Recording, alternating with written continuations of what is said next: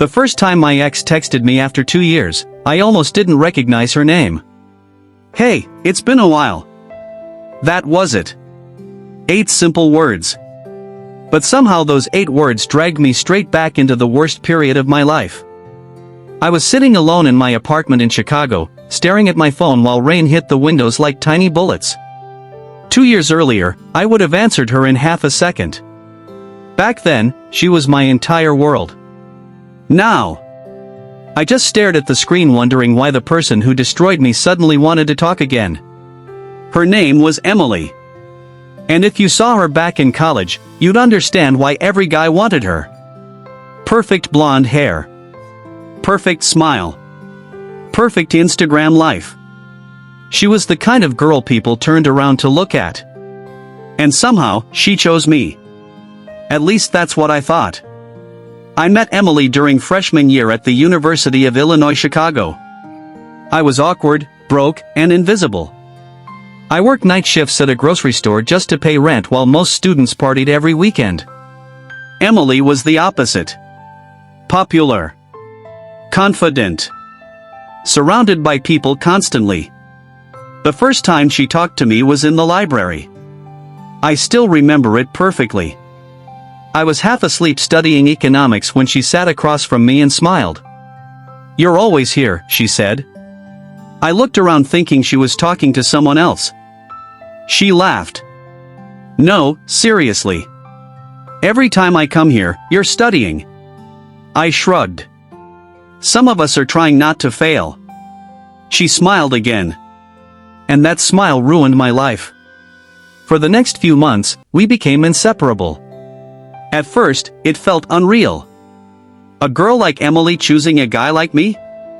It felt like winning the lottery. She'd hold my hand in public. Post pictures with me. Call me late at night just to talk. For the first time in my life, I felt important. Wanted. Like I actually mattered. My friends warned me though. Especially Marcus. Marcus was my best friend since high school. "You're blinded by her looks," he told me one night. I laughed. "You're just jealous." "No," he said quietly. "I'm serious. She likes attention too much." I ignored him. Because when you love someone, your brain starts deleting red flags. And Emily had a lot of them. She flirted with other guys constantly. Needed validation every second. Got angry if she wasn't the center of attention. But every time we fought, she'd cry and apologize. And I'd forgive her. Every single time. Then social media changed everything. Emily started posting more and more online. At first it was harmless. Selfies. Outfits. Coffee pictures. Then one of her videos exploded. 2 million views overnight. Suddenly brands started messaging her. Followers flooded in. And slowly, I watched the girl I loved transform into someone else entirely. She became obsessed with popularity. Every moment became content. Every dinner had to be photographed. Every conversation interrupted by notifications. Every outing turned into a video. Sometimes I'd be talking to her and realize she wasn't listening at all. She was reading comments. One night I finally snapped. We were sitting in a restaurant downtown, and she spent 20 straight minutes taking pictures of her food while it got cold. "Can you put the phone away for 1 minute?" I asked. She rolled her eyes. "This is literally my job now. I'm your boyfriend. And you're acting insecure." That word hit me hard. Insecure. Because deep down, maybe I was. Emily was becoming famous. And I was still just a broke college kid delivering groceries at midnight. The worst part? Her followers hated me. Anytime she posted me, comments flooded in. "He's ugly. She can do better. Why is she dating him?" At first Emily defended me. Then eventually, she stopped. One night I asked her why. She sighed dramatically. Because responding makes it worse. But I noticed something.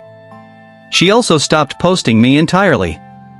At first I told myself I was overthinking. Then things got colder. She stopped answering calls quickly. Cancelled plans. Started hanging out with influencers constantly. Every time I asked about it, she got defensive. You don't understand my world. Maybe she was right. Because I didn't understand how someone could change that fast. Then came the party. The night that destroyed everything. Emily got invited to some huge influencer event in Los Angeles. She begged me to come. At first I said no because I couldn't afford the trip. But she insisted. It'll be fun, she said. I want you there. So I used nearly all my savings to go. Big mistake. The moment we arrived, I realized I didn't belong there. Everyone was fake smiling. Fake laughing. Fake flexing. People introduced themselves by follower count. I felt invisible. Emily barely even talked to me. She was too busy networking with famous creators. At one point, I watched her laughing with some TikTok guy near the pool. Tall. Rich. Perfect teeth. The kind of guy social media worships. And the way she looked at him. I knew. Deep down, I knew. Marcus's warnings started replaying in my head. Around midnight, I went looking for Emily because we were supposed to leave together. That's when I heard her voice from outside on the balcony. I wasn't trying to eavesdrop. But then I heard my name. One girl laughed. So why are you still dating him? And Emily answered. Honestly? I don't even know anymore. My stomach dropped. Another guy said, he looks like he'd ask permission before breathing. Everyone laughed. Including her. Then she said the sentence I'll never forget. He was fine before all this, but now he's just holding me back. Holding me back. I stood there frozen. Like my body forgot how to move. The girl I sacrificed everything for. The girl I defended constantly. The girl I loved more than myself. Was embarrassed of me. I walked away before they saw me. I remember wandering the streets alone at 2 a.m. while strangers partied around me. My chest physically hurt. Not emotionally. Physically. Like someone stabbed straight through me. Emily texted me 30 minutes later. Where are you? I ignored it. Then she called 10 times. Ignored. Finally she came back to the hotel around 3 a.m. The second she entered the room, she knew something was wrong. You left without telling me? I looked at her quietly. Am I holding you back? Her face changed instantly. Panic. How much did you hear? Enough. That one word ended us. Enough. She cried. Apologized. Blamed alcohol. Blamed pressure. Blamed social media. But the truth was simple. People reveal their real thoughts when they think you can't hear them. I left the next morning. And that should have been the end. But heartbreak doesn't end quickly. It destroys you slowly. The next 6 months were hell. Emily moved on immediately. New parties. New influencer friends. New guys. Meanwhile I could barely sleep. I stopped eating properly. Lost weight. Failed classes. The worst part wasn't losing her. It was losing myself. I started believing everything those comments said about me. Ugly. Boring. Replaceable. One night Marcus came over and looked genuinely worried. My apartment was disgusting. Pizza boxes everywhere. Curtains closed. You need to get up, he said. I'm fine. No, you're not. I stayed silent. Then he said something that changed my life. She didn't destroy your value. She destroyed your confidence. That sentence stayed in my head for weeks. Because he was right. Before Emily, I actually had goals. Dreams. I worked hard. But somewhere during that relationship, I made her the center of my identity. And when she left, I became nothing. That realization terrified me. So slowly, I started rebuilding. Tiny steps at first. Gym. Better eating. More studying. I deleted social media completely. And honestly, that decision saved my mental health. Because the second I stopped watching Emily's life online, I finally started healing. Months passed. Then a year.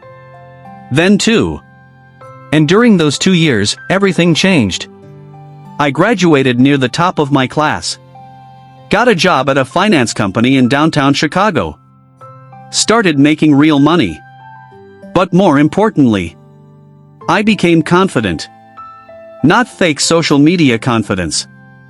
Real confidence. The kind built quietly when nobody's clapping for you. I stopped chasing validation. Stopped caring about being cool. And ironically, people respected me more. Meanwhile, Emily's influencer career slowly started dying. I heard things through mutual friends.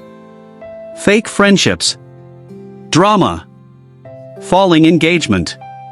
Turns out internet fame disappears fast when your entire personality depends on attention. And now, after 2 years, she was texting me again. Hey, it's been a while. I should have ignored it. Marcus definitely thought I should. She's coming back because her options disappeared, he said immediately. But curiosity is dangerous. So against my better judgment, I replied, "What do you want?" 3 dots appeared instantly. "I just want to talk." I stared at the screen for a long time. Then finally sent, "1 coffee." That's it. We agreed to meet Saturday afternoon. And honestly, I was nervous. Not because I still loved her, but because part of me feared becoming that broken version of myself again. Saturday came. I arrived early at a small cafe downtown. Then Emily walked in. And for a second, time froze. She was still beautiful. But different. Less confident. Less glowing. Her energy changed. Social media used to make her feel larger than life. Now she just looked tired. She smiled awkwardly before sitting down. "Hi. Hi." The silence felt heavy. Finally she laughed nervously. "This is weird." "A little." Then she looked at me carefully. "You changed." "So did you." She looked down at her coffee. For a moment, I almost felt bad for her. Almost. Then she started talking. About everything. How influencer friendships were fake. How people disappeared when her engagement dropped. How exhausting it became pretending to be happy constantly. Then finally she said it. I made the biggest mistake of my life. I stayed quiet. She looked directly at me. I should have never left you. There it was. The sentence she came to say. 2 years earlier, hearing that would have healed me instantly. Now, I just felt strangely calm. Because time changes perspective. I asked her one question. Why now? She hesitated too long. And that hesitation told me everything. Because the truth wasn't love. It was loneliness. She missed having someone genuine. Someone who cared about her before the followers. But there was a problem. The version of me who would have accepted her back immediately no longer existed. She reached across the table slowly. I know I hurt you. Hurt me? I laughed quietly. You destroyed me. Her eyes filled with tears instantly. And maybe that sounds harsh. But some pain deserves honesty. I spent months believing I wasn't enough because of you, I continued. You made me feel embarrassed to exist. I was stupid. No, I said calmly. You were selfish. Silence. People around us chatted and laughed while our entire past sat between us like a ghost. Then Emily whispered, I never stopped thinking about you. I believed her. But that didn't matter anymore. Because missing someone doesn't erase what you did to them. She looked at me desperately. Can we try again? And right there, I realized something important. Closure isn't about hearing apologies. It's about seeing clearly. For the first time in years, I saw Emily exactly as she was. Not perfect. Not magical. Not the one. Just a flawed person who chased validation until she lost something real. And I finally understood something else too. People often come back after they realize your value. But sometimes they realize it too late. I smiled sadly. I forgive you. Her face lit up slightly. Then I finished the sentence. But I'd never date you again. That hope disappeared from her eyes instantly. Why? Because peace is expensive. And I paid for mine with years of pain. I spent too long rebuilding myself, I said quietly. I'm not risking that again. She started crying softly. Part of me wanted to comfort her out of habit. But I didn't. Because healing sometimes means refusing to reopen doors that almost destroyed you. After a few minutes, she wiped her eyes. I guess I deserve that. I didn't answer. Then she asked one final question. Did you ever love me? I looked at her carefully. With everything I had. That made her cry harder. And honestly, that was the saddest part of all this. Not the betrayal. Not the breakup. The fact that two people can genuinely love each other. And still completely ruin each other. Eventually we stood up. Outside the cafe, cold wind rushed through the streets. Emily looked at me one last time. I'm happy you're doing better. Thanks. Then she smiled weakly. You know, you were never holding me back. For a second neither of us spoke. Then I nodded once. But the truth? I already knew that now. She walked away slowly until she disappeared into the crowd. And strangely, I felt nothing. No anger. No heartbreak. No regret. Just peace. Real peace. The kind that comes when someone who once controlled your emotions becomes just another person from your past. That night, Marcus called me immediately. So, what happened? I laughed. You were right. Obviously. She wanted to come back. And I said no. There was silence for a second. Then Marcus said, proud of you. And hearing that meant more to me than Emily's apology ever could. Because this story was never really about getting revenge on my ex. It was about learning your worth after someone convinces you that you have none. Sometimes the people who leave you teach you the most important lesson of your life. Not everyone who comes back deserves access to the new version of you. And sometimes the strongest thing you can do is walk away calmly from the person you once begged to stay. And honestly, if someone ever makes you feel like you're hard to love, remember this. The right people won't be embarrassed by your existence. They won't hide you when better options appear. And they definitely won't make you question your worth just to protect their ego. Sometimes losing someone is actually life-saving. Because the version of you after heartbreak can become stronger than the version that existed before love. Emily came back when she realized my value. But by then, I had already realized it myself. And that changes everything. So if you're listening to this while going through betrayal, heartbreak, or fake friendships, don't destroy yourself trying to keep people who already chose to lose you.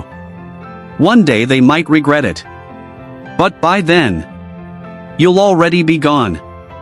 If you enjoyed this story, subscribe for more emotional Reddit stories and real-life betrayals.